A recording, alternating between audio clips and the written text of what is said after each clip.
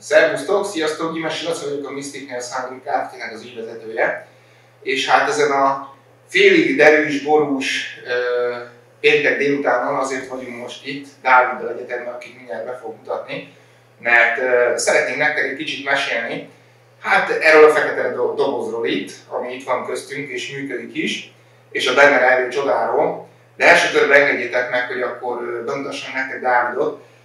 Dávid, teljes nevén Kovács Rezsuk Dávid, a Solve Electric Technologies fejlesztési vezetője, és azonokból van most itt velem, mert hát ők a gyártói, és ennek az innovációnak a megálmodói és megvalósítói, ami most itt van előttünk, mondom ebben a fekete dobozban. Úgyhogy Dávid, kérlek, mesélj picikét nekünk arról, hogy mit érdemes tudni rólatok, a cégről, illetve majd aztán beszélgetünk nyilván a termékről is, de első körben csak légy szíves pár szóban mondd el nekünk, hogy mit érdemes rólatok tudni. Persze, köszönöm a szót. Sziasztok, Dávid vagyok, csak így ennyire még beleinjektál. Úgyhogy igen, tehát a Solve Electric Technologies, ez egy 31 éves elektronikai gyártó cég. Családi vállalkozásként indultunk már 31 évvel ezelőtt, és még mindig családi kézben van a vállalkozás, így már harmadik generáció óta. Hát mindig is az elektronika területén voltunk, dolgozunk szervizben, de nagyon sok kutatásfejlesztési projektben vettünk részt. Ezt szolgáltatásként nyújtjuk amúgy, meg persze saját termékeket is készítünk, tehát belső projektként, illetve rengeteg kilomos pályázatban is nyertünk már támogatást, meg segítettünk másoknak alvállalkozóként. Tehát igyekszünk így a kutatásfejlesztésben, elektronikai gyártásban toppon lenni, amennyire tudunk.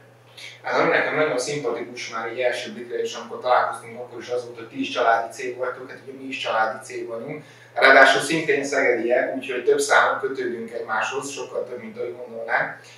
Alapvetően igazából, amit még rólatok talán érdemes tudni, és most így nem mondod el, mert lehet, hogy nem akarta magát fényezni, de annyit még érdemes tudni a cégről, amellett, hogy tényleg nagyon nagy múltra tekintünk vissza, és már harmadik generációs cég, hogy ilyen-olyan díjakat nyert már a cég is maga, mint például a Prestige díj, jól tudom, voltán fogyasztóvédelmi díjat is nyertetek, ami azért nem rossz dolog, illetve még talán, nem is tudom, melyik díj volt még, amiről beszélgettünk, az iparérdíj, ugye, azt pedig a kamara ítélte oda, nem is olyan rég nektek. De hát van itt nekünk egy termékünk, amit egy ilyen közös co-brandingben valósítottunk meg, ugye a ti márkátok, a Solver, mint olyan, a készülék, a mi márkánk a Mystic Nails, és a kettő együtt hozta létre ezt a készüléket, aminek azt a fantázia nevet adtuk, hogy Mystic Nails Safe Salon Box, vagyis biztonságos szalon doboz, ugyanis ez a doboz garantálja a biztonságát a szalonnak azáltal, hogy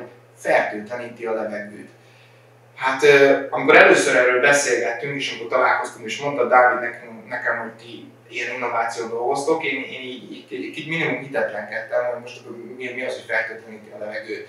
És hát nagyon gyorsan elmondhatod, hogy miről szól ez a történet, és elég meggyőzően, úgyhogy most így nagyjából ugyanarra kérlek, hogy mondd el nekünk kérlek, hogy kell elképzeljük ezt a levegőfertőtlenítést, hogy működik ez a technológia.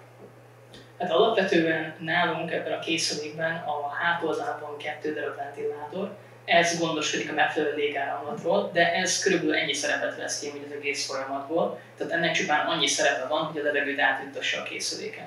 A készülék belső részében viszont van egy nanobevonat, tehát ez igazániból a készüléknek a lelke, ez ennek a doboznak csodája, ahogy itt említetted az egész elején, és ez igazániból LED fény hatására, ami látható ugye a készülék elején, ez a kékes LED fény hatására aktiválódik. Így gyakorlatilag, hogyha kicsit elfordítom, látszik, hogy ilyen vagány kék színen ég, illetve világít. Igen, és ez a szín ez egyáltalán nem véletlen, tehát ez egy külön fényspektrum, ez UVA fényspektrum alapvetően. Ez majd még szerintem említésre fog kerülni, itt úgy gondolom, de az UVA-t amúgy biztos láttátok már, szerintem mindenki találkozott vele, mert amúgy ezzel vizsgálják a pénzt is. Tehát amúgy ez ugyanaz a fényhatás, úgyhogy végül is, ha az ember akarja, akkor ez multifunkciós készülék is lehet ilyen céllal. De a lényeg az, hogy itt a nanobevonat ennek a fénynek a hatására igazából elkezdi a tevékenységét, és egy erős oxidáló hatást fejt ki, ami gyakorlatilag semlegesíti a kórokozókat, meg a különböző kársonyagokat a levegőben. Úgyhogy a készüléknek ott a tőlünk távolabbi részén, amit az előbbi Laci mutatott, ott már tiszta levegő jön ki. Igen, itt érződik, hogy ide teszem a kezemet, hogy folyamatosan áramlik ki a levegő, tehát gyakorlatilag itt húzza be a ventilátor, és itt jön ki. És ezáltal tisztítja meg a levegőt, hogy ami keresztül megy rajta a levegő, akkor gyakorlatilag, ha jól értem, az abban lévő mikroorganizmusokat öli meg, lehet így fogalmazni? Igen, abszolút lehet így fogalmazni. Tehát az oxidáló hatásnak gyakorlatilag a különböző kórokozóknak, meg a mikroorganizmusoknak a külső burkát szedi szét, és ezeket gyakorlatilag megsemmisíti. Tehát ezek már nem kerülnek bele később a levegőbe, ezek apró darabokra esnek szét igazándiból az őket alkotó anyagokra. Ez leginkább vízmolekuláként jelenik meg, illetve egy minimális széndioxidként amúgy. Oké, szuper. Na, most még mielőtt tovább mennénk, mert azért beszélgetni fogunk még róla, azért hadd sarkaljalak arra titeket, hogy élő videó révén légy szíves, tegyétek fel a kérdéseiteket, ugyanis itt van előttem ez a laptop, ez nem azért van itt, mert olyan nagyon komolynak tűnje, ennél már jobban ismertek, hanem azért, mert ezen fogom nézni, hogy jönnek-e kérdések, és hogyha igen, akkor azokból szeretném majd felolvasni azokat, amiket érdemes mindenképp megválaszolni. De nincsen hülye kérdés, én mindig azt szoktam mondani, az a hülye kérdés, amit nem tesznek fel. Úgyhogy nyugodtan kérdezzetek, de azért majd igyekszünk mindent megválaszolni kicsit így prior előjáróban is. Oké, tehát beszéltünk arról, hogy fertőtleníti a levegőt, mikroorganizmusok átmennek, és a többi, és a többi. Rendben. Ha én most beütöm a Google-be, hogy levegőfertőtlenítő készülék, ki fog adni számtalan találatot. Erről már mi beszélgettünk, és már azért mosolyogsz félig meddig, mert hogy tehát, hogy mi a különbség mondjuk ez a levegőfertőtlenítés azok között, amit majd ott fogok találni a Google első nem tudom hány találatában? Hát itt ugye a technológia nagyon-nagyon más, mint a versenytársak, hogyha lehet így fogalmazni. Itt ugye az a lényeg, tehát a levegőfertőtlenítésre rengeteg megoldás létezik, a leggyakrabban használt, meg amivel szerintem nagyon sokan találkoztunk már, mert ez nem feltétlenül csak fertőtlenítés, hanem portalanítás is használatban van, ezek a HEPA filterek gyakorlatilag. Ezek abszolút működőképes technológiák, itt inkább az, hogy vannak hátoldalaik is, ennek költségvonzata is van, tehát egy szűrős levegőfertőtlenítő vagy levegőtisztító eszköznek azért van egy fenntartási, meg egy karbantartási költsége. Például a miénkkel szemben, ami nálunk egyáltalán nem adódik, hiszen nem használunk semmilyen szűrőt a készülékben. De ha jól, bocsánat, hogy közbevág, de attól, hogy valami HEPA szűrővel rendelkezik, az nem jelenti azt, hogy fertőtlenít, vagy tévedek? Nem feltétlenül, ez nagyon fontos megjegyezni, és abszolút igazad van, mert igen, a HEPA szűrők között is van olyan, ami fertőtlenít valóban, de nem mind ilyen. A legtöbb, a legalapvetőbb HEPA szűrők azok nem szólnak más, mint egy portalanítást végezzenek. Ez is egy levegőtisztítás, de mondjuk ez nem levegőfertőtlenítés, itt ugye ez egy nagy eltérés van. Igen, akkor bocsánat, tehát akkor itt ezt érdemes helyre tenni, hogy amikor levegőtisztító készüléket látunk a Google-be, az nem ugyanaz, mint amikor levegőfertőtlenítőt látunk, zárójelbe jegyzem meg sajnos, hogy amikor levegőfertőtlenítőt járunk, vagy látunk ki, az sem feltétlenül jelenti azt, hogy levegőt fertőtlenít, de ez már a rossz piaci gyakorlat, de nem menjünk bele, csak azért is beszélgetünk erről, hogy kicsit közelebb kerüljetek a témához, én már eléggé belástam magam, és így most már el tudom dönteni, amikor találok valamit a neten, és azt állítja magáról, hogy levegő fertőtlenít, az egyébként valóban fertőtleníti-e a levegőt, vagy csak azt állítják magukról. És nyilván nem árt, hogyha néhány bizonyítékot is be tudnak mutatni, ami mondjuk nálunk megvan, de erről majd később. Bocsánat, hogy közbevágtalak, csak akkor ezt tisztázzuk, hogy van levegőtisztító, meg levegőfertőtlenítő készülék. Oké. Én olvastam ilyen UVC-s technológiás, mert ugye mondtad, hogy ő UVA fénnyel dolgozik. Ellenben van olyan gép, levegőfertőtlenítő, ez fontos, tehát ami tényleg fertőtleníti a levegőt, ami UVC fénytartományban dolgozik. Mit érdemes erről tudni? Hát az UVC szintén most már így sajnos pandémia közben után megint egy olyan dolog, amiről biztos hallottunk már, az ózonhoz kapcsolódik. Tehát az UVC-s technológia, amit valóban fertőtlenít, tehát ezt nem lehet vitatni. Ez tényleg, ahogy te is mondod, az levegő fertőtlenítésre is alkalmas, meg úgy felület fertőtlenítésre is ez a fény, használják is, viszont itt nagyon fontos észben tartani, hogy az UVC-s technológia alkalmazásával ózon generálódik, ami pont ezért működik az egész amúgy, mert ez adja a fertőtlenítő hatást. Viszont az ózonról tudni kell, és ez most már én úgy gondolom, hogy szerencsére egyre többen vannak ezzel tisztában, de azért vigyázni kell vele, mert ez egy veszélyes anyag, tehát ez amúgy részecske roncsó hatású, tehát az emberre, a növényekre, a kisállatokra, mindenre az adott helyiségben veszélyt jelent. Tehát, hogyha ilyen jellegű fertőtlenítést alkalmaz az ember, akkor nem lehet ott a készülék mellett. Erre vannak megoldások, tehát van olyan készülék, ami emberi jelenlétben próbál UVC-s fertőtlenítést végezni. Én, mint aki benne van a fejlesztés, meg az ilyen jellegű témákban, én azért ezekben nem bíznék annyira, pusztán csak azért, mert nyilván itt elkülönített térben történik ez a fertőtlenítés akkor. Tehát, hogy itt nem gyakorlatilag a terem levegőjét tisztítja, hanem ő beszív valamennyi levegőt, ezt kitisztítja, majd kibocsátja, és ez tényleg tiszta levegő lesz, vagy fertőtlenített levegő. A probléma inkább az, hogy ha mégiscsak megsérül például ennek az elkülönített térnek ez a burkolata, és az ózon ki tud onnan jutni, hát akkor ez ránk, hogyha mi ott a készülék mellett vagyunk, veszélyt jelent. Tehát azért ez nem egy teljesen biztonságos technológia az emberi jelenléttel összekombinálva. Attól különállóan tökéletesen jó. Tehát ez például egy napvégi fertőtlenítésre, egy ózongenerátor, vagy egy autónak fertőtlenítésre, amikor nem ül benne senki, fontos megjegyezni, tökéletesen alkalmas. Igen, itt a legjobb példa, amit mondtál, hogy amit szoktunk hallani, ózonos fertőtlenítés autókban, ez gyakorlatilag pont erről szól. Ez pont ugyanez, igen. Illetve elmondom őszintén, hogy nekünk van egy ózonos fertőtlenítő készülékünk, mert akkor még nem ismertük Dávidékat és ezt a zseniális terméket, illetve lehet, hogy akkor még meg sem volt, és mi vettünk egyet, és azzal valóban úgy kellett eljárni, erre külön felhívták a figyelmet, hogy nap végén kiürítve az iroda, növényeket kipakolva, beindít, lejár egy 2 óra múlva, és amikor bejövünk másnap az irodába, nagy szellőztetés, utána vissza a növények, és akkor lehet bemenni az irodába. Tehát, hogy azért igen, ez abszolút jelen van ez a dolog, amit mondasz, ez az UVC technológia. Igen. Közben érkezett egy kérdés, mindenképp felolvasnám, úgy is beszéltünk volna róla. Farkasné Kun Izabella kérdezi, hogy mekkora szobába érdemes berakni, ahol hatékonyan tud működni.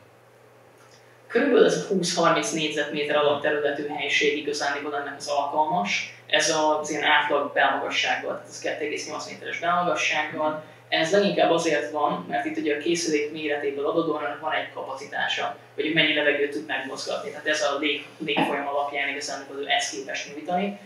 Egy ekkora méretű helységet amúgy, tehát itt a korábban említett ez ilyen 25 négyzetméter, az 1 óra alatt igazániból képes fertőtleníteni teljes egészében. Bár mi mondjuk amúgy az állandó légcsere miatt, ugye, hogy az emberek is bent vannak, azért az ember ablakot nyit például, kinyílik egy ajtó, mi ezért inkább az állandó működtetésé vasoljuk mindenféleképpen. Tehát akkor gyakorlatilag azt nézzük, hogy mondjuk egy működő szalon az a 25 négyzetméter szerintem ez teljesen reális nagyság. Nem hiába egyébként, hogy ekkora gépben gondolkoztunk mi is, és ez a 3 méteres nagyjából belmagasság is teljesen reális. Tehát akkor azt elmondhatjuk, hogy körülbelül 1 óra alatt, ha most ezt üzembe helyezik valaki a szalomba, és nem nyit ablakot, és be van csukva az ajtó, és nem jön be másik ember, akkor fertőtlenít. Ellenben azért érdemes gyakorlatilag 0-24 járatni, mert az ajtónyitásokkal, a szellőztetéssel és a többi ugye cserélődik a levegő, bejön egy új ember, ő is a kilélegzésében ugye hozza magával azokat a dolgokat, amiket már ő is tud fertőtleníteni. Tehát akkor 0-24 mehet ez a gép, ez nem probléma neki? Abszolút, abszolút. Ezzel a funkcióval találtuk ki igazándiból. Tehát minden része, a ventilátorok, az elektronika, minden úgy lett kialakítva, hogy ezt bírja alapvetően, illetve a fogyasztását is úgy határozzuk, hogy kellően alacsony legyen, hogy ez ne nyújtson igazándiból terhet sem senkinek. Ha már a fogyasztásról beszélünk, az tényleg hogy kell elképzelni, mennyi a fogyasztás? 15 watt a fogyasztás, ez kb. Egy telefontöltő összességében. Igen, tehát, vagy hogyha esetleg közelebb akarnám hozni hozzátok az UV lámpa, ami üzemel nálatok, hát annak ugye fele körülbelül, amit fölvesz. Ez tehát, hogy amit az mondjuk UV lámpára kifizettek cekket, villamos áram, hát annak a fele ez, tehát szerintem ilyen havonta 50 forint lenne körülbelül, hogyha 0-24 működne a gép. Jó, ez jól hangzik, igen, és talán ezért is működik még autóban is, ezt is említette nekem, hogy ez egy plusz extra, amit igazából én úgy tudom, meg sem említettünk a termékleírásban, de hogy mivel ez egy nagyon könnyű, alig 2 kilós készülék, és ráadásul jár hozzá egy ilyen nagyon fancy vászontáska is, ezért gyakorlatilag abszolút hordozható is, tehát ha te úgy döntesz, hogy kell egy ilyen a szalomba, de hétvégén szívesen hazavinnéd otthonra, vagy minden nap végén hazaviszed otthonra magad mellé a hálószobába, ahol alszotok, vagy a gyerek mellé adott esetben, vagy lesz nálatok egy baráti esemény, és akkor azért a nappaliba berakni, és akár még a kocsiba is berakhatod, ugye, mert azon túl, hogy mobil, van hozzá egy autós csatlakozó, illetve egy autós csatlakozóval, szivarnyítóval működtethető, tehát még ez is működik. Igen, a fogyasztás miatt autóban is működtethető, erre van egy másik tápegység igazániból. Az autó is méretéből adódóan úgy tökéletes az ilyen jellegű fertőtlenítésre, hiszen még kisebb tér, tehát ezt amúgy körülbelül az utazási idő alatt, egy ilyen 10-20 perces út alatt meg is tisztítja igazániból az egész autó belső terét. És ott is, hogyha belső légkeringetést alkalmazunk, akkor garantáltan, tehát kórokozómentes tiszta levegőt fogunk kapni. Nagyon jó, tehát akkor egy fél nappalinkba egy a kocsiban. Tóth Tímea kérdezi, hogy tisztítja, portalanítja is a levegőt, vagy csak fertőtleníti?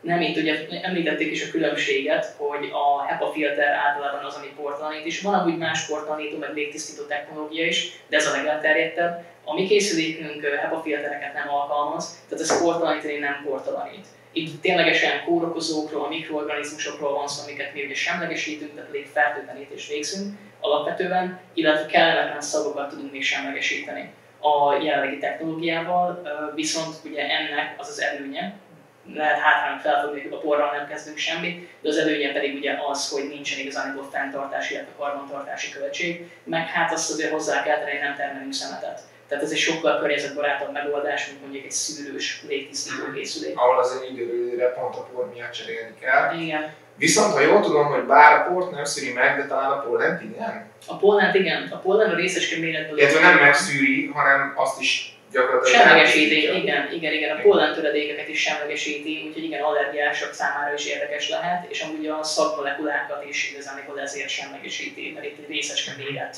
az, ami ezt nyújtja igazából, tehát egy bizonyos méretig tudjuk ezt úgymond elhárítani az innovációnak köszönhetően, tehát a nanogavonatos oxidációs hatás az egy bizonyos méretig működik, hát a porra már nyilván nem, úgyhogy ez egy dolog, amivel nem, de minden másra el tudunk bánni. Tiszta sor. Hát azért ez kicsit már kezd ilyen all-in-one készüléke a mazsálni, de nyilván nekünk nem ez volt a fő cél, de ezek egy nagyon fontos aspektusok, például nekem, aki egyébként pollenallergiám van, tehát augusztusban én megpusztulok konkrétan, azért nem mindegy, hogy működik egy ilyen az irodában, vagy éppen a szalomban, mert akkor ezek szerint az abban is tud segíteni, hogy ne küzdködjünk folyamatosan egy ilyen allergia szezonban. Úgyhogy ebből a szempontból is teljesen jó, hogyha tudtok erről, hogy ezért nem csak fertőtlenít, hanem gyakorlatilag a polleneket is. A szagról még annyit, hogy azért mi természetesen teszteltük ezt a készüléket, tehát hogy félreértés ne essék. Nem azért, mert nem bízunk a Solve Electric Technologies-ben, hanem egyszerűen azért, mert kíváncsiak voltunk mi is rá, mert hát mégiscsak a Mystic ez nevét adja hozzá, és ebből is tudhatjátok, hogy ez egy komoly dolog, és nem valamiféle, nem tudom, légből kapott kamu.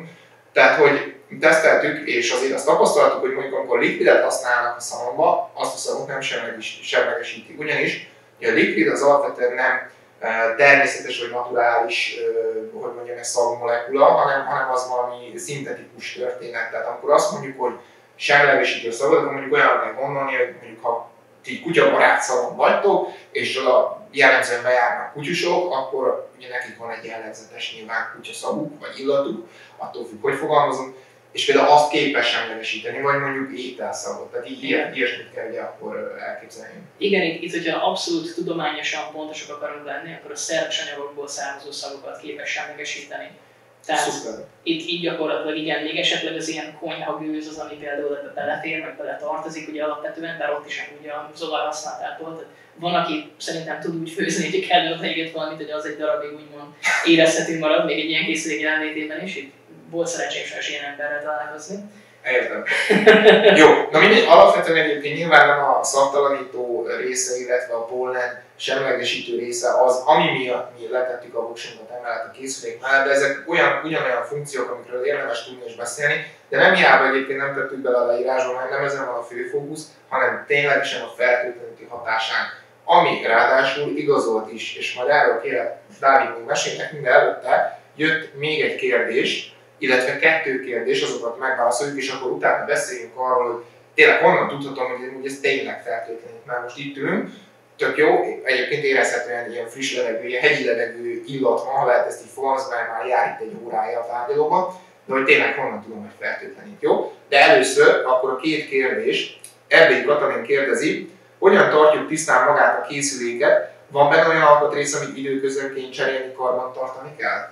Ez egy nagyon jó kérdés, és igen, amúgy van. Itt esetleg annyira lekapcsolom és megmutatom, mert talán ez lesz a legegyszerűbb módja ennek.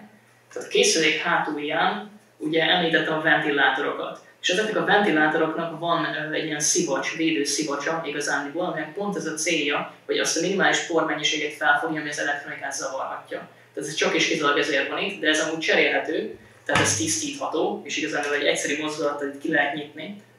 Ha lenne körben hozzá, éppen lehet, hogy majd veletek beszélek. De a lényeg az, hogy ezt igazán időnként, az ugye vizuálisan az ember látja, hogy mikor használódott el, mikor koszolódott el. Amikor már rendkívül poros, akkor érdemes igazániból leszedni, és egy csap alatt igazániból át lehet mosni vízzel, megtisztítani, és mivel ugye a készüléket arra terveztük, hogy 0-24-ben üzemeljen, ezért a csomagban van egy másik szivacsbeték csomag, amit pedig addig tudunk használni, amíg az első még szárad. De ennyit kell igazániból. Tehát ez gyakorlatilag nem azért van benne, mert az elhasználódik és el kell dobni, az ugyanúgy gyakorlatilag használható, ameddig akarod, csak pont azért van benne, hogyha úgy gondolod, hogy most már elég poros, és mert a ventilátor előtt megszűrte a levegőt, hogy ne menjen be a por, ugye ez csak erre szolgál, akkor ezt a szivacsbetétet vagy szűrőt, úgy tetszik, kiveszed, csak azért nem mondom a szűrőt, hogy ne keverjük az egyéb szűrők nevével, és itt van egy másik, illetve egy pár, amit helyette be tudsz tenni, amíg megszárad az eredeti. Oké, ezen kívül semmit nem kell cserélni, nem kell karban tartani, itt tudom én, elvinni idős szakos szervízre, vagy semmi? Semmi ilyen nincsen. A technológia maga rendkívül egyszerű, ugye, tehát itt ledekről van szó, ezeknek a kötése is úgy van megoldva alapvetően, tehát ez nem egy karácsonyfára felvitt kis, nem tudom, fénycsík, vagy valami, amikor az egyik elsül, akkor az egésznek vége. Tehát alapvetően a ledeknek amúgy rendkívül hosszú élettartama van, tehát itt 5 éves élettartamról van szó a ledenként, és ez 5 év megállás nélkül üzemben tartás. Tehát ez konkrétan 5 egymás követő év, amikor nincs lekapcsolva, úgyhogy ezt bírniuk kell, itt megfelelő hőmérsékleten vannak, ezen még ráadásul segít is nekik a légáramlat, mert ez egy minimális léghűtés biztosít igazániból, a nonobevonatnak igazániból nincsen lejárati dátuma, tehát ez úgy fel van véve a belső részére a készüléknek, ez nem romlik meg, ez nem veszít a hatásfokából, úgyhogy a ventilátor az egyetlen mozgó rész benne, és ennek pedig ennyi karbantartása van. Időnként mondjuk töröljük le a felületet, csak hogy ez ilyen szép maradjon, és körülbelül ennyit kell végezni vele. Nagyon jó. Ez kicsit megválaszolta már a kérdését Farkasné Kumi Izabellának is. Ő azt kérdezte, hogy milyen hosszú az élettartama egy ilyen eszköznek. Nagyjából ezt most megválaszoltuk, hogy elég hosszú, tehát nagyjából 5 év, ami garantáltan működni fog. Ráadásul folyamatos üzemtartás mellett, azt most ki lehet szorozni, hogy hány üzemóra 0-24 megy 365x5 napig. Én nem tudom hirtelen kiszámolni fejre, de biztos, hogy nagyon sok. De hogy ez ne csak egy ilyen ígéret legyen, amennyire én tudom, és elég jól tudom, a Solver gyakorlatilag 3 év garanciát biztosít a készülékre, és amíg mindez nem lenne elég, akkor mivel mi tényleg annyira hiszünk ebben a készülékben, és a Dávidékban és az ő munkájukban, meg hát nyilván mondjuk például az innovációs díjban, amiről még nem is beszéltünk, és a készülék megnyerte, hogy mi még plusz 3 hónap garanciát is adunk a 3 év mellé, tehát így összesen 39 hónap teljes körű garanciátok van erre a készülékre, ami azt gondolom, hogy több mint megnyugtató biztosíték, hogy ezzel a készülékkel valóban nem lesz gond, vagy ha nem Isten mégis, akkor nyilvánvalóan működik a garanciális történet.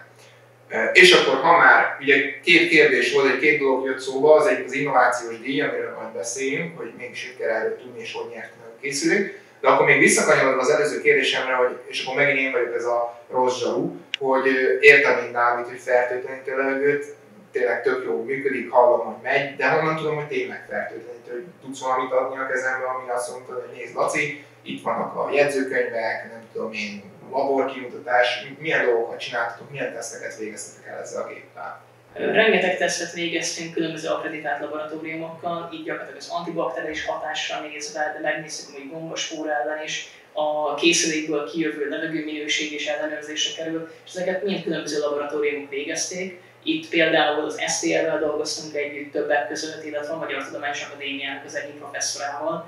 Hozzáteszem az egész innováció alatt, de a validálásban is ők részt vettek. Tehát nekünk igazolt eredményünk van, és mondjuk ha az ember egyáltalán ilyen légfertőtlenítő vagy akár légtisztító technológiát akar vásárolni, akkor én azt tudom javasolni, hogy otthonra is mindig azt érdemes megnézni, hogy tényleg ennek van-e valamilyen labor eredménye. És itt nagyon fontos, hogy az akkreditált labor a legeslegjobb, mert ez azt jelenti, hogy ez egy különálló laboratórium, ami minősített, tehát ő nekik minden gyakorlatilag mérőeszközzel, mérési folyamattal, meg a mérés végző tudósok is minősítésre kerültek, tehát ők megfelelnek egy internacionális szabványnak. Úgyhogy mi pedig ezzel rendelkezünk, és ezért tudom bátran állítani, hogy igen, a készülék valóban működik, és ez igazolásra is került több alkalommal ráadásul. Igen, hát azért ez nem mindegy, hogy valaki azt állítja magáról, hogy egyébként fertőtlenít, meg mondjuk a cég kiállít egy tanúsítványt, meg nyilatkozatot arra, hogy fertőtlenít, vagy egy harmadik külső akkreditált labor, ez egy nagyon fontos dolog, hogy az akkreditált az azt jelenti, hogy hatóságilag ellenőrzött és engedélyezett a működése. Tehát ők magyarul, ha valamire azt mondják, hogy igazolt fertőtlenítő hatása van, akkor ha az nem igaz, akkor gyakorlatilag az azt jelenti, hogy az ő engedélyüket bevonják. mert hogy az onnantól kezdve a állítás. Tehát, hogy ezért ebből lehet tudni, hogy van súlya annak. És ezek a tanúsítványok, hát lelőm a poént, nyilván ott vannak a webshopon, mind elérhető, és nyilvános, és leírják benne, hogy mit lehet tapasztalni. És ugye említettem a Széchenyi díjas magyar kémikus egyébként, és egyébként talán a Tudományos Akadémia tagját, dr. Dékány Imrét, akinek hadd olvassam föl a visszajelzését, mert azt gondolom, hogy ez így eléggé jó keretbe foglalja, hogy mit kell tudni erről a készülékről. Ő is, mint harmadik gyakorlatilag kívülálló személy, aki tesztelte a készüléket, nyilván a maga nívójával és a hitelességével. Azt mertem mondani, hogy idézem, egészségügyi helységekben, például orvosi rendelők, várótermek, portermek, stb., de az iskolákban és háztartásokban is kiválóan tisztítja a levegőt, fertőtlenítő hatást fejt ki a kórokozókkal, baktériumokkal és vírusokkal szemben is. Az általunk végzett mérések szerint 2-3 óra alatt 20-30 négyzetméteres helység levegőjét teljesen megtisztítja, ott sem kémiai, sem biológiai szennyezést nem tudtunk az előírt méréshatároknak megfelelően kimutatni. Hát maradjuk annyiból, hogy ez elég bizalomgerjesztő, ez a visszajelzés, de ha még mindez nem lenne elég, ugye említettem ezt a Dél-Alföldi Innovációs Díjat, és ez a termék, maga a Solver készülék egy innovációs díjat is kapott, ráadásul nem is egyet, de most beszéljünk először a Dél-Alföldi Innovációs Díjról, mit kell erről tudni, hogy lehet erre beadni a nevezést, vagy titeket valaki fölterjesztett, vagy hogy jött ez képbe, hogy ezen az innovációs díjat ti egyetem elinduljatok és meg is nyerjétek, az meg nyilván meg gratis. Igen. Hát ezt a díjat maga a Magyar Tudományos Akadémia az, aki igazából átadja, és ide igazából jelentkezni lehet. Viszont minket erre felkértek külön, hogy adjuk be a terméknek igazából a dokumentációját. Pontosan azért, mert az egyik elbíráló személy az tesztelte többek között a készüléket, és ő maga fogalmazott úgy, hogy ő minimum látni szeretné ezt az indulók között, de az az igazság, hogy abban bízik, hogy ezzel nyerni fogunk majd, mivel ő úgy gondolja, hogy ez egy akkora méretű és hatáskörű innováció, hogy ez igazából díjazást érdemel. Úgyhogy ez egy érdekes folyamat volt, mert mi igazából tudtunk erről a díjról, és terveztünk is volna rá beadni, majd mire oda jutottunk volna a belső megbeszélésen, hogy akkor megbeszéljük, hogy jó, akkor mit kell összeszedni, addig jött a telefonhívás, hogy hol van az anyag. És akkor hát így ott ülünk, hogy most szedjük össze, de miért még messze a határidő, és akkor így tudatták velünk, hogy hát ez rendben van, de viszont őket is értesítették arról, hogy minket mindenféleképpen meg kellett behívni.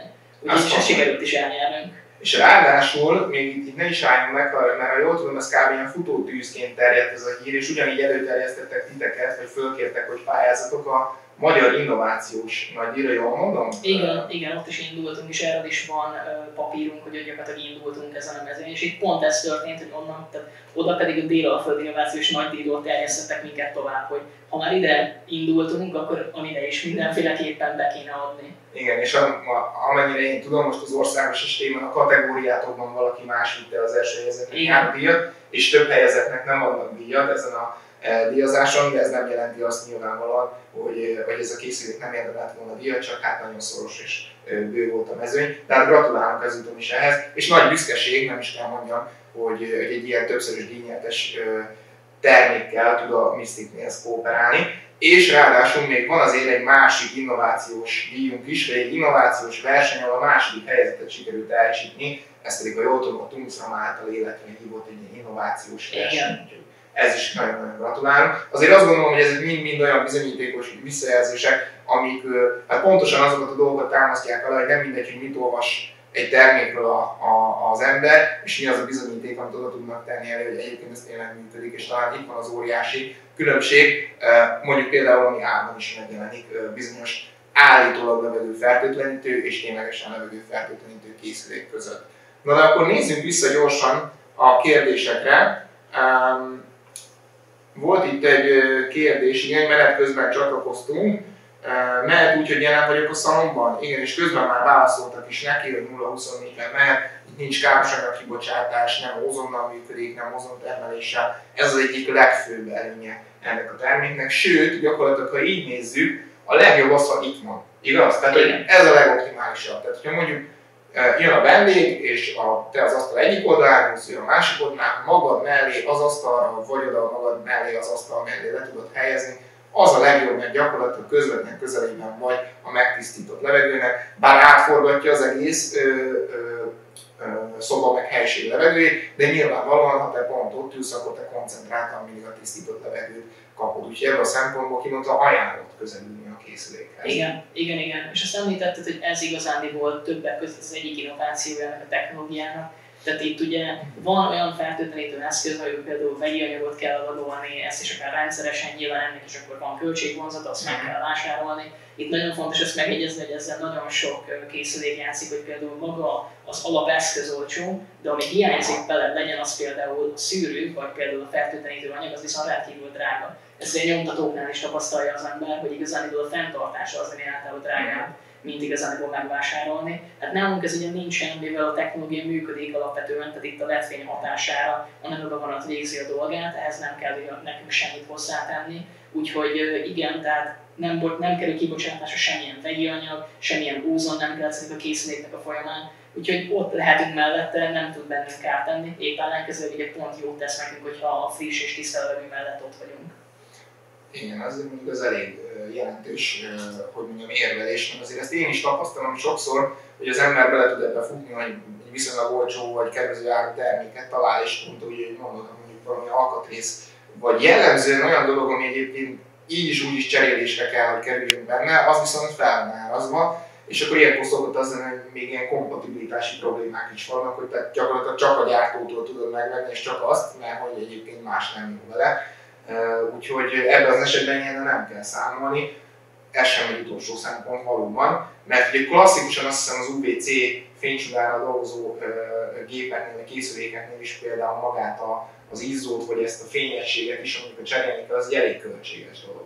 Igen, az UVC technológiánál leginkább fénycsöveket használnak, és ezek azért nagyon, tehát nem is azt mondom, hogy instabil, de nagyon törékeny egyrészt, tehát ez könnyen sérül is. Az élettartama sokkal rövidebb, tehát itt arról beszélünk, hogy ilyen 1000 órás vagy 5000 órás talán most a piacvezető UVC-s fénycső technológia. Ez azért nem sok, tehát ez körülbelül egy évnek a megfelelője állandó használatban, és az UVC-nél azt hozzá kell tenni, hogy ez minden be- és kikapcsolással úgy rövidül.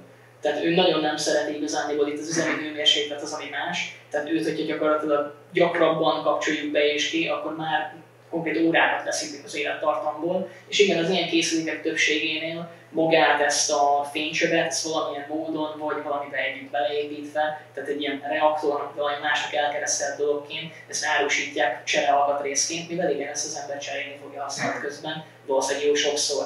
De ez viszont eléggé költséges, mert ennek ellenére azért nyilván ezeknek a fénycsöveknek megkérik az árát. Ráadásul már hallottam olyan fertőtlenítőgépről is, amit a NASA fejlesztett, vagy nem is tudom mi, hogy ott úgy van kitalálva, hogy ha cserélni akarod ezt az alkatrészt, amit egyébként fél évente cserélni kell, akkor nem is tudod te kicserélni, hanem még vissza kell küldeni a készüléket, hogy ott kicseréljék, és aztán meg őt visszaküldik neked, aminek nyilván megint van csak költsége, tehát hogy ez az egész úgy, na mindegy, hát nem túl etikus az én véleményem szerint, de nyilván ez a fogyasztóra van bízva, hogy mi az ő választása. De ezekről is jó tudni, még mielőtt valaki megpróbálja összehasonlítani a körtét az almával, mert mind a kettő gyümölcs, csak hát ugye nem pont ugyanolyan az íze, és ez körülbelül ott is ugyanígy igaz. Jó, hát szerintem nagyon sok mindenről beszéltünk, én nézem gyorsan itt a kérdéseket, és bátorítanálok titeket, hogy nyugodtan kérdezzetek, hogyha valami nem hangzott el, akkor arra még beszéljünk. Én amit szeretnék még így megkérdezni, mert nekem nagyon tetszett ez a történet, ez egy anekdóta, és kicsit így belemegyünk a részletekbe, hogy ezen egy, amennyire én tudom, valami titánium-dioxidos bevonat van, ugye ezen a sztorin belül, jelentsen bármit is, tehát hogy ebben, de hogy ez nem egy annyira új keletű dolog, és ezt más cégek is felfedezték már, hogy ez így működhetne fertőtlenítő hatásként, azonban nem tudták stabilizálni, ugye, ha jól tudom ezt a bevonatot. És például ugyanilyen történet van a tungstentól, ha jól tudom, hogy ott volt egy ilyen jellegű fejlesztés, amit aztán kikukáztak, mint innováció és projekt, mert nem tudták megvalósítani azt, amit ti meg tudtatok valósítani ebben a gépben, és ettől ilyen nagy innováció ez a dolog. Erről mesélsz egy picit? Igen, ez egy humoros történet, mert hogy tehát egy klaszter eseményen voltunk, egy ilyen céges klaszter eseményen vettünk részt, ez pont már idén. egy kollégával, és hát nyilván kivittük ugye a terméket. Ezt szerettük volna igazából bemutatni, a különböző amúgy orvostechnikai cégek voltak kint többnyire. Nyilván azzal a céllal vittük, mert ott is rendkívül fontos, tehát kiemelt fontosságú a fertőtlenítés. Ez ugye műtőkben, várótermekben, bárhol azért egy elég nagy dilemmát okoz, hogy hogyan lehet ezeket tisztán tartani, és akkor ezért vittük a terméket. De hát rajtunk kívül rengetegen voltak kint, és volt szerencsém találkozni egy mérnökkel, aki korábban a Tungsramnak dolgozott. Mi ezt amúgy nem tudtuk, hogy csak odafáradt hozzánk a pulthoz, és elkezdte nézegetni a technológiát, és a fény alapján egyből mondta, hogy hát ez az UVC. De hogy nem termel ozondesokat, kijavítottuk, hogy hát nem UVC, mert nyilván akkor itt lehet, hogy evakuálni kéne amúgy az egész helységet pillanatnyilag, hogyha már itt működik reggel óta, hanem ez ugye UVA technológia. De hát akkor meg elkezdte vakargatni így a fejét, hogy hát az UVA az nem is fertőtlenít. Nem működik. Tehát az olyan nincs. Aha. És akkor hát elmondtuk neki, hogy hát nyilván itt azért nem csak UVA-ról van szó, hanem van ez a titándioxidos bevonat. Tehát erre meg nagyon felkapta a fejét, és majdnem bele akart már bújni, tehát amennyire egy fejjel be lehet a készülékbe, hogy hát ez jó, persze titándioxid, tehát ez lejön.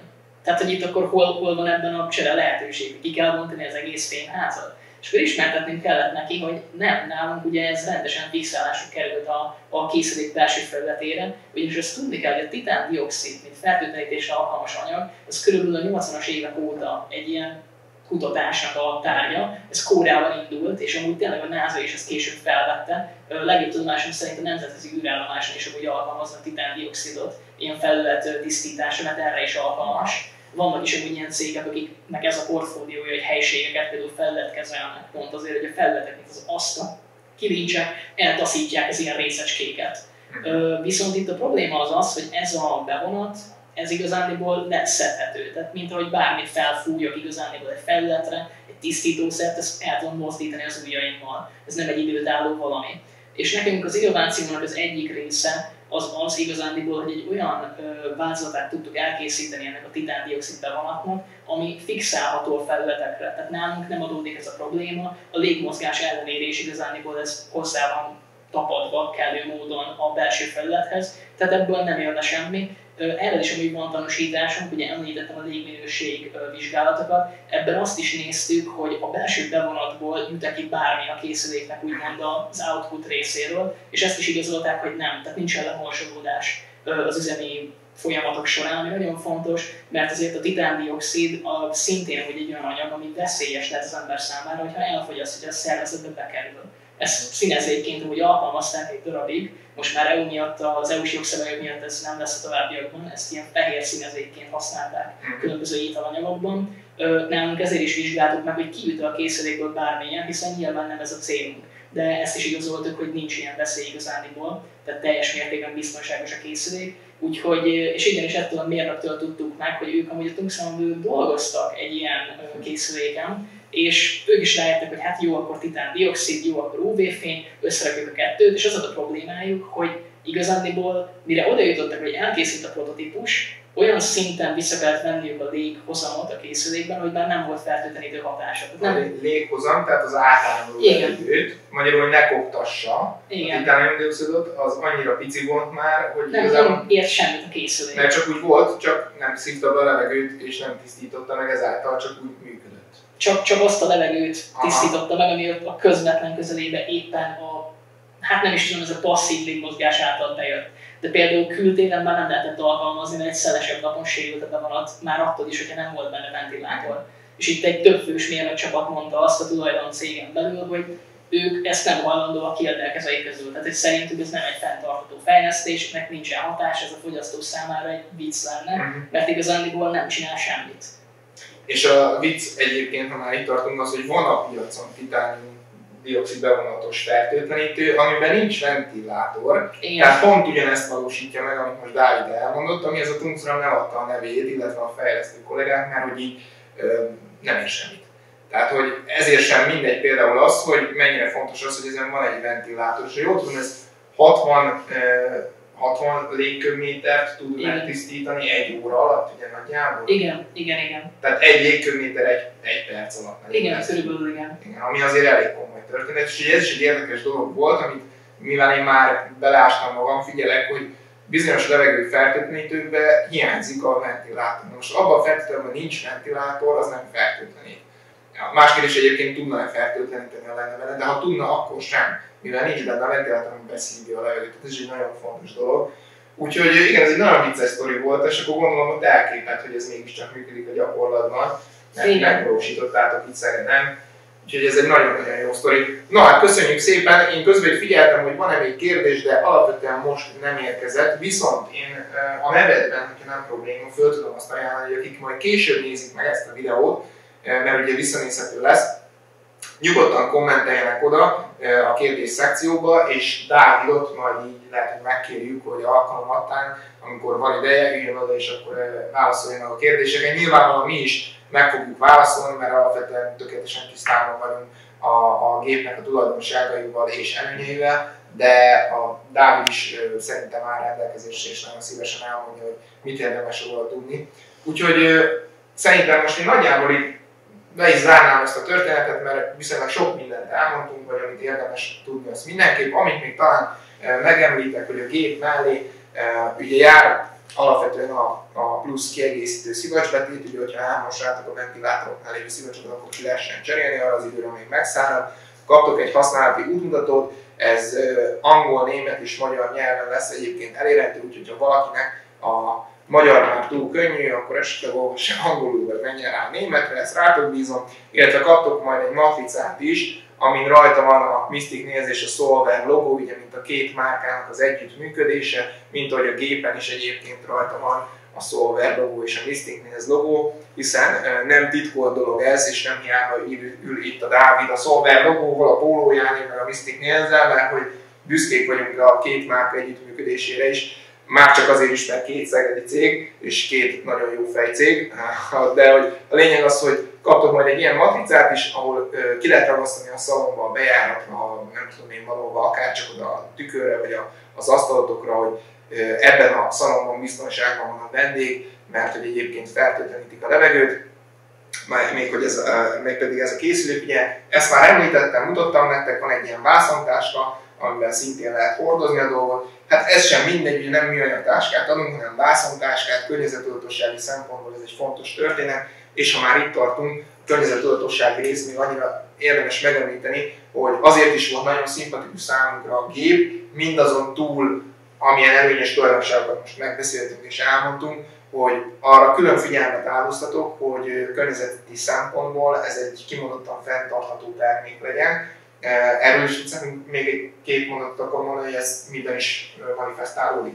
Persze. Hát itt ugye említettük már elég sokszor, hogy kerültük ugye a szűrős technológiát pont azért, mert az hulladékot termel. Tehát ez volt az alapindítatása az innováció létrehozatalának. A készüléknek a formája is ugye nagyon fontos, mert ez egy eléggé szabályos, tehát igazából majdnem téglatestnek nevezhető, sőt téglates, majdnem kocka, inkább úgy mondanám.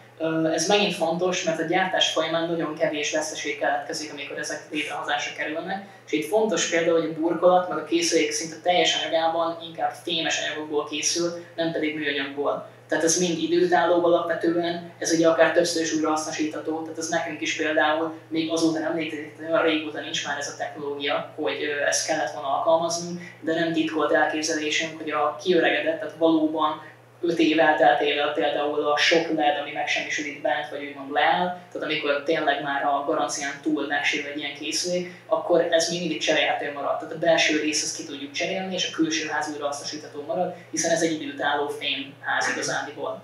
Úgyhogy mivel alumínium, ha jól tudom, az alumínium talán a leginkább, illetve jól tudom, mert ennek is utána jártam, az az anyag, ami újrahasznosítás szempontjából biztos, hogy működőképes, sokkal inkább, mint a műanyag, vagy a PET, vagy ilyesmi. Ugyanis az alumíniummal az a helyzet, hogy ugye a bauxitból készül, mint primer erőforrás, mint elsődleges nyersanyag, és ugye a bauxit is véges, tehát ebből a szempontból érdemes újrahasznosítani az alumíniumot, de ami érdekesebb, hogy az alumíniumot, hogyha újrahasznosítják, akkor 98%-kal kevesebb energiát emészt fel újra előállítani belőle egy alumíniumot, egy már meglévő alumíniumból újrafelhasználás útján, mint hogyha elsődlegesen bauxitból állítanának elő alumíniumot, tehát sokkal energia és költséghatékonyabb, ezáltal működik az alumínium újrafelhasználás, úgyhogy ez is nagyon szerencsés választás az alumínium, amit szintén üdvözöltünk.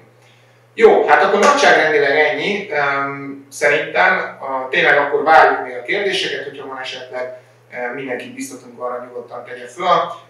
Az ügyfélszolgálat is áll rendelkezésre, de egyébként azt gondolom, hogy itt azért elég sok minden elhangzott. A videó elérhető lesz, még egyszer mondom, fönnmarad, sőt, majd terveink szerint YouTube-ra is fölkerül, és magához a termékhez is majd be lesz linkelve, így egy helyen megkaptok minden szükséges információt. Úgyhogy köszönöm szépen, Dávid, első körben neked, hogy itt voltál és segítettél nekünk eltájékozódni ebben a témakörben, illetve köszönöm szépen nektek, akik élőben itt voltatok és kérdeztetek, nagyon szépen köszönjük a kérdéseket, és még egyszer mondom, ha van még kérdés, légy szíves, tegyétek fel, állunk rendelkezésre. Sziasztok!